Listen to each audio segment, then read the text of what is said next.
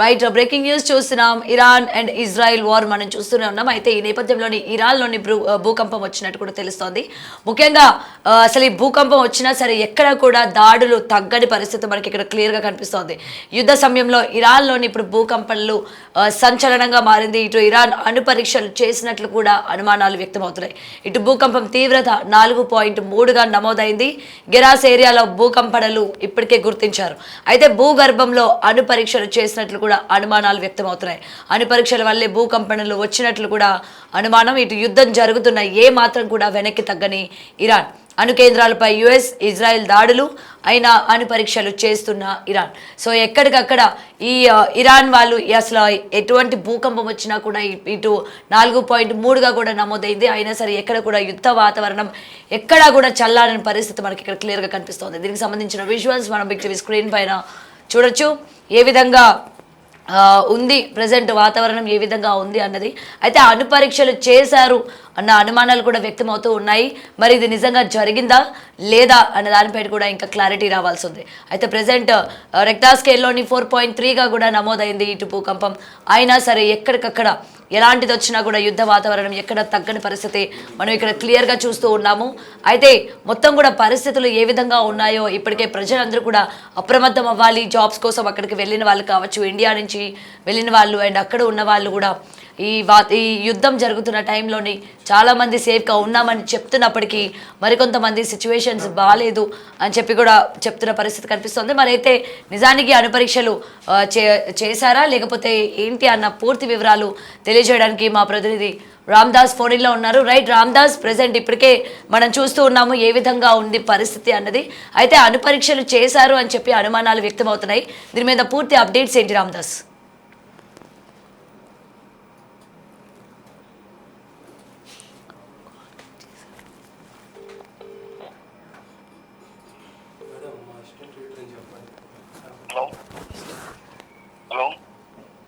Right Ramdas, present situation మనం చూస్తూ ఉన్నాం. ఇరాన్లోనే అణు పరీక్షలు జరిగినట్టు కూడా అనుమానాలు వ్యక్తమవుతున్నాయి. సో దీని మీద పూర్తి అప్డేట్స్ ఏంటి రామ్దాస్? దక్షిణ ఇరాన్లోని పార్స్ ప్రావిన్స్ లో ఖోంజ్ సమీపంలో మంగళవారం 4.3 మ్యాగ్నిట్యూడ్ తో ఈ ఎర్త్ క్వేక్ వచ్చిందని చెప్తున్నారు. యుఎస్ జియోలాజికల్ సర్వే ఈ అంశాలను వెల్లడిస్తుంది. భూకంప కేంద్రం 10 కిలోమీటర్ల లోతులో సంభవించింది. అలాగే స్థానిక కాలమానం ప్రకారం అది 10:24 మార్నింగ్ టైంలో అది సంభవించింది. గెరాష్ కు ఉత్తర ప్రాంతంలో వాయువ్యంగా దాదాపు 55 కిలోమీటర్ల దూరంలో, ఎక్కువగా ఇది గ్రామీణ ప్రాంతంలో భూకంప కేంద్రం ఉన్నట్టుగా తెలుస్తుంది. 4.3 మ్యాగ్నిట్యూడ్ తో వచ్చే భూకంపాన్ని వాస్తవానికి ఇది తేలికపాటి నుంచి ఒక మధ్యస్థ భూకంపంగా కూడా వర్గీకరిస్తారు. భూకంప కేంద్రానికి దగ్గరగా ఉన్నటువంటి నివాసితులు ప్రకంపనలకు కొంత లోనై ఉండొచ్చు, కానీ అలాంటి భూకంపాలు సాధారణంగా పెద్ద నష్టాన్ని కలిగించవు. కానీ ప్రస్తుతానికి ప్రాణ నష్టం కానీ లేదా అతిపెద్ద నష్టం కానీ జరిగినట్టుగా ఎలాంటి నివేదికలు లేవు. అలాగే సునామీ హెచ్చరికలు కూడా జారీ చేయలేదు. అలాగే సునామీ ప్రమాదాలు కూడా తక్కువే. బట్ ఇక్కడ మనం చూసుకుంటే కనుక ఇప్పుడున్న పరిస్థితుల్లో భూకంపం ఎందుకు వచ్చింది అనేది మనం టెక్నికల్ అంశాలను కాస్త పక్కన పెడితే వాస్తవానికి ఇప్పుడున్న పరిస్థితులను బేరీజ్ వేసుకుంటే కనుక అణు పరీక్షలు జరుపుతోంది ఇరాన్ అనేది ప్రధానంగా మొదటి నుంచి ఇజ్రాయెల్ అమెరికా ఆరోపిస్తోంది. సో ఆ అణు పరీక్షల వల్లే ఈ భూ ప్రకంపనలు సంభవిస్తున్నాయనేది ఒక వాదనగా వినిపిస్తుంది. ఎందుకంటే ఇప్పటికే ఇస్ఫహాన్, నతాంజ్, ఫోటో లాంటి కేంద్రాల్లో, భూగర్భ కేంద్రాల్లో ఈ అణ్వాయుధాలకు సంబంధించినటువంటి యురేనియం శుద్ధి కొనసాగుతుంది. ఆ యురేనియం శుద్ధికి సంబంధించి మొదటి నుంచి కూడా అభ్యంతరాలు వ్యక్తమవుతున్నాయి. పశ్చిమ దేశాలు కానీ, ఇజ్రాయెల్ కానీ, అలాగే అమెరికా కానీ ఆ అణ్వాయుధాల సంబంధించినటువంటి శుద్ధిని ఆపాలి, యురేనియం శుద్ధిని ఆపాలి, లేదా దాంతోపాటు ఈ మిసైల్స్ సంబంధించినటువంటి ప్రొడక్షన్ ఆపాలి. ఇలాంటివి కొన్ని అంశాలతోనే మొన్న జెనీవాలో చర్చలు జరిగిన సంగతి తెలిసిందే. అసలు ప్రధానంగా ఇప్పుడు యుద్ధానికి కారణం అంతా కూడా న్యూక్లియర్ వార్ హెడ్ సెంట్రిక్ గానే ఈ వార్ కొనసాగుతుంది. ఈ నేపథ్యంలో ఇప్పుడు భూకంపం రావడం అనేది సాధారణంగా ఒక చర్చనీయాంశంగా మారే పరిస్థితి. వాస్తవానికి అది యాదృచ్ఛికంగా భూకంపం వచ్చినా, లేదా సహజంగా ప్రకంపనలు వచ్చినా, లేదా అక్కడ టెక్టానిక్ ప్లేట్ల కదలిక వల్ల వచ్చినా కూడా జరుగుతుంది. ఏంటంటే ఇప్పుడు ఉన్నటువంటి సిచ్యువేషన్ లో దీనికి చర్చించుకోవాల్సిన పరిస్థితి వస్తుంది. ఎందుకంటే భూ ప్రకంపనలు అనేది సాధారణంగా మైనింగ్ తోనో లేదా ఆటమిక్ యాక్టివిటీ అంటే ఆటమిక్ ఎనర్జీ సంబంధించిన టెస్టులు కనుక చేస్తే ఖచ్చితంగా అదొక చాలా శక్తివంతమైనటువంటి ప్రకంపనలు ఉంటాయి భూగర్భంలో చేస్తే కనుక దాని ప్రభావం ఉంటుంది. ఇదివరకు జరిగినటువంటి భూకంపాలు గతంలో 2025 లో కూడా వచ్చాయి. ఇరాన్ లో చాలా భూకంపాలు వచ్చాయి. ఇరాన్ తో పాటు అజర్బైజాన్ లో వచ్చాయి, అలాగే చుట్టుపక్కల ప్రాంతాల్లో వచ్చాయి. సో ఇదంతా కూడా దానికి సంబంధించినటువంటి గల్ఫ్ ఆఫ్ పర్షియా ప్రాంతంలో ఉంటే ఒక టెక్టోనిక్ ప్లేట్ల కదలిక, దానికి సంబంధించినటువంటి ఆ సర్దుబాట్ల కారణంగా వచ్చాయని భావించారు. కానీ ఇప్పుడున్నటువంటి పరిస్థితుల్లో ఇరాన్ ప్రధాన టెక్టోనిక్ సరిహద్దుల వెంబడి ముఖ్యంగా ఈ ఆల్పైన్ అలాగే హిమాలయన్ భూకంప బెల్ట్ కూడా ఉంది. సో తరచుగా భూకంపాలు వస్తుంటాయి. అలాగే ఈ దేశంలో ప్రతి ఏడాది 2000 కంటే ఎక్కువ భూకంపాలు సంభవిస్తాయి. వాటిలో కూడా చాలా వరకు అంటే ఎక్కువ తీవ్రతతో ఉండవు, అది మధ్యస్థ భూకంపాలుగానే పరిగణిస్తారు. కానీ ఇప్పుడున్న ప్రధాన అంశం ఏంటంటే ఈ యురేనియం సంబంధించినటువంటి టెస్టులు చేశారా, అణ్వస్త్రాలకు సంబంధించినటువంటి టెస్టులు ఏమైనా చేశారా, చేస్తే కనుక ఈ ప్రకంపనలు వచ్చాయన్నది చాలా ప్రధానంగా భావిస్తారు. ఎందుకంటే మనకు కూడా గోదావరి బెల్ట్ లో మైనింగ్ జరుగుతుంది కాబట్టి ఆ మైనింగ్ వల్లే భూకంపాలు వస్తున్నాయని కొంత అపోహ ఉంది. కానీ అక్కడ మనకున్నటువంటి ఇండియన్ టెక్టానిక్ ప్లేట్ల కదలిక వల్ల మనకి ఇక్కడ సర్దుబాటు జరుగుతుందని మనం కూడా భావిస్తాం. కానీ ఇప్పుడు ఇరాన్ లో ఉన్నటువంటి ఇప్పుడున్న పరిస్థితుల నేపథ్యంలో మరి అలాంటి పరిస్థితులు అలాంటి సందర్భం ఏమైనా చోటు చేసుకుందని కూడా చాలా మంది భావిస్తున్న పరిస్థితి కనబడుతుంది. మొత్తం మీద 4.3 మ్యాగ్నిట్యూడ్, ఇది అంత చిన్న భూకంపం ఏం కాదు, అలాగని పెద్ద భూకంపం ఏం కాదు, ఇది మధ్యస్థ భూకంపంగా చెప్తున్నారు. అలాగే మరొకసారి 5.3గా కూడా మొన్న అంటే గత ఏడాది నమోదైన పరిస్థితి. అప్పుడు అజర్బైజాన్, ఖతర్, యునైటెడ్ ఎమిరేట్స్ లో కూడా ఆ భూకంపం వచ్చింది. సో దాంతో కూడా అప్పుడు కూడా ఎలాంటి ప్రాణ నష్టం జరగలేదు. అప్పుడు ప్రధానంగా సౌత్ ఇరాన్ లో వచ్చింది. మోహార్ కావచ్చు, గిద్దన్ కావచ్చు, అఖండ్ ఈ ప్రాంతాల్లో స్వల్పంగా భవనాలు దెబ్బతిన్నాయి. అలాగే స్థానికంగా ఉన్నటువంటి జియోలాజికల్ అథారిటీ అప్పుడు ఉన్నటువంటి ఆ నష్టాన్ని కూడా కొంత బయటికి చెప్పినప్పటికీ కూడా ఇక్కడ ఆ భూకంపానికి సంబంధించి ఇక్కడ ప్రధానంగా ఇరానియన్ పీఠభూములు అంటారు. ఆ పీఠభూములో ఈ టెక్టానిక్ కార్యకలాపాలు నిత్యం జరుగుతుంటాయి.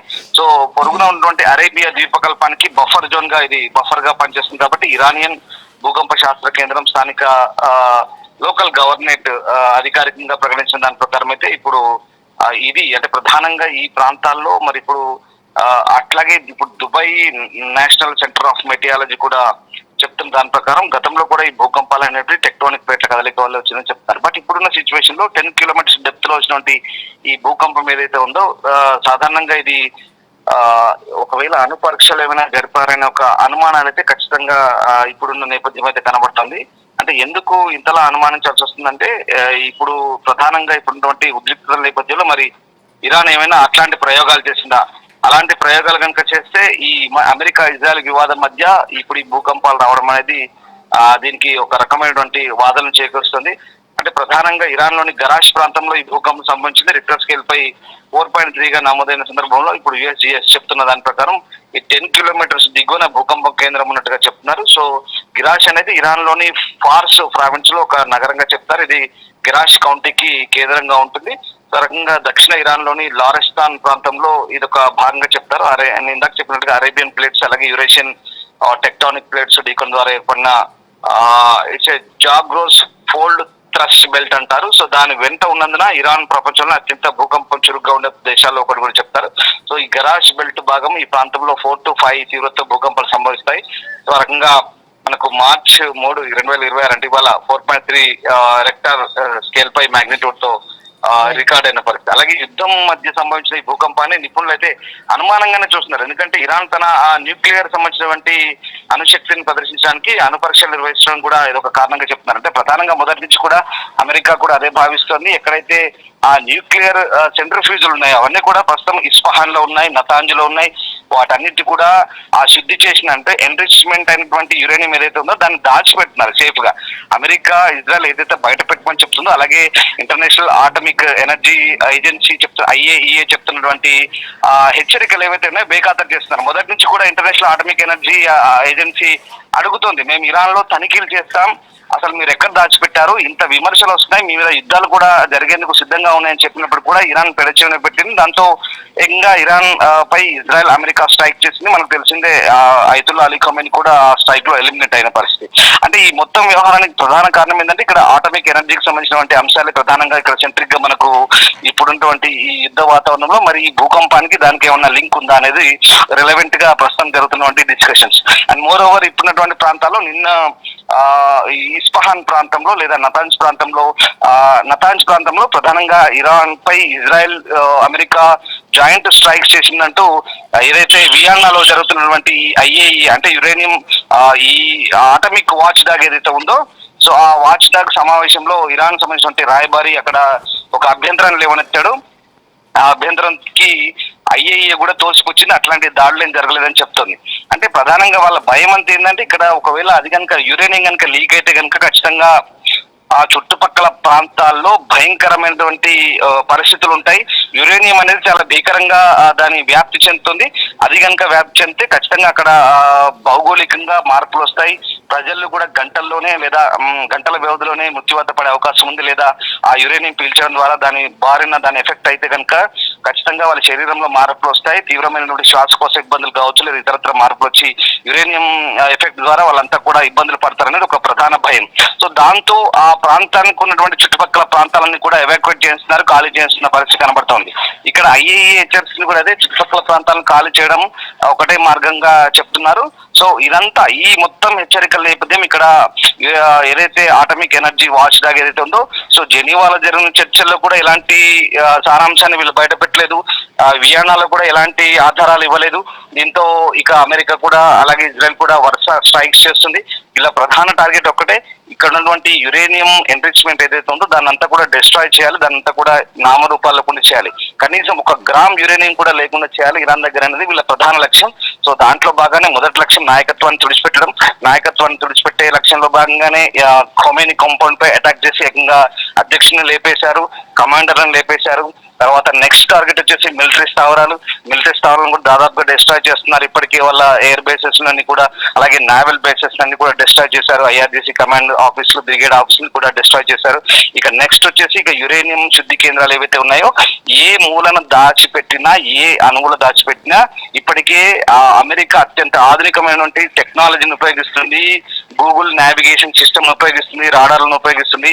ఖొమైనీని అంతమొందించేందుకు ఎంత ఆధునికమైన టెక్నాలజీ ఉపయోగించారో ఇప్పుడు యురేనియం శుద్ధిని కనిపెట్టడానికి కూడా అంతే ఆధునికమైన టెక్నాలజీ ఉపయోగిస్తుంది. ఇక్కడ మనం ప్రధానంగా దీనికి రిలవెంట్ గా మనం చెప్పుకోవాల్సింది ఏంటంటే, గెరాజ్ ప్రాంతం అనేది మారుమూల గ్రామీణ ప్రాంతం, ఇప్పుడు భూకంపం వచ్చిన ప్రాంతం. సో ఆ ప్రాంతంలో మరి ఎందుకు ఆ మారుమూల ప్రాంతంలో వచ్చాయి, ఎందుకంటే కనుక ఆ నిర్మానుష్య మారుమూల ప్రాంతంలో ఏమైనా అణు పరీక్షలు నిర్వహించారా? ఆ భూ అంతర్భాగంలో కనుక అణు పరీక్షలు నిర్వహిస్తే దాని శక్తి చాలా తీవ్రంగా ఉంటుంది. ఒక దాదాపు ఇంత మనం చెప్పుకున్నట్టుగా 4.3 మ్యాగ్నిట్యూడ్ ఏదైతే ఉందో, 4.25 మ్యాగ్నిట్యూడ్ బిలో ఏదైతే ఉంటుందో అంత శక్తి కలిగినటువంటి అణు సామర్థ్య పరీక్షలు కనుక జరిగితే కనుకనే ఖచ్చితంగా అంత శక్తితో భూకంపం వచ్చిందనేది కూడా వీళ్ళంతా కూడా అనుమానాలు వ్యక్తం చేస్తున్న పరిస్థితి. సో ఆ రకంగా నిర్మానుష్య ప్రదేశంలో లేదా ఇరాన్ మారుమూల ప్రాంతంలో ఈ పరీక్షలు ఏమైనా జరుపుతున్నారనేది కూడా ఒక సందేహంగా మిగులుతున్న పరిస్థితి కనబడుతుంది. సో ఏదేమైనా ప్రస్తుతం ఉన్నటువంటి సిచ్యువేషన్ లో ఈ అణ్వస్త్రాలకు సంబంధించినటువంటి కేంద్రాలను, సెంట్రిఫ్యూజ్లను నిర్వీర్యం చేయడమే ప్రధాన లక్ష్యంగా అమెరికా అండ్ ఇజ్రాయెల్ అటాక్స్ అయితే కొనసాగిస్తుంది. ఈ భూకంపం ఒకవేళ యాదృచ్ఛికంగా జరిగినా, నిజంగా సిద్ధంగా టెక్టానిక్ ప్లేట్ల కదలిక వల్ల జరిగినప్పటికీ కూడా ఈ రకమైనటువంటి అనుమానాలు లేవనెత్తాల్సిన సందర్భం అయితే కనబడుతోంది.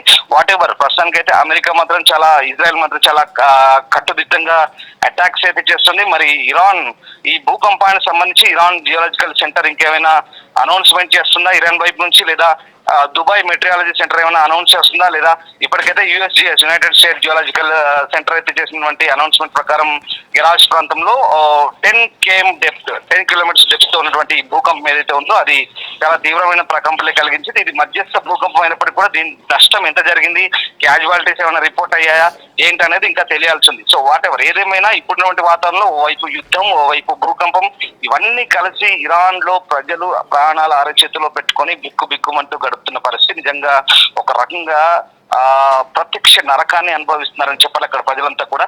సో ఇప్పుడున్నటువంటి పరిస్థితుల్లో నిజంగా ఎవరు దీనికి ఎలాంటి ప్రత్యామ్నాయాన్ని లేదా ఎలాంటి ఓదార్పును చెప్పలేని పరిస్థితి కనబడుతుంది. దీని అంతటి కారణం ఇరాన్ పాలకులే ప్రధాన కారణంగా, ఇరాన్ పాలకులు అనుసరించిన వైఖరి ప్రధాన కారణంగా కనిపిస్తుంది.